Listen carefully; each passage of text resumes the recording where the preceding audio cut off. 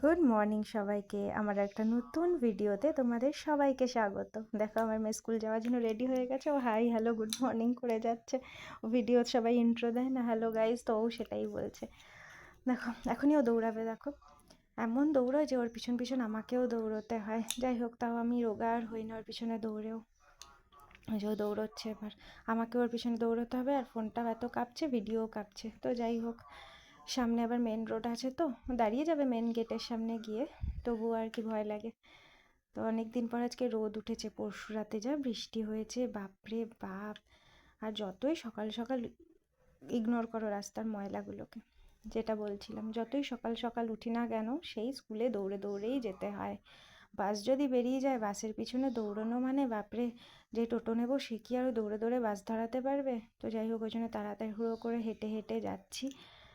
ওর বাবাও চলে গেছে অফিস।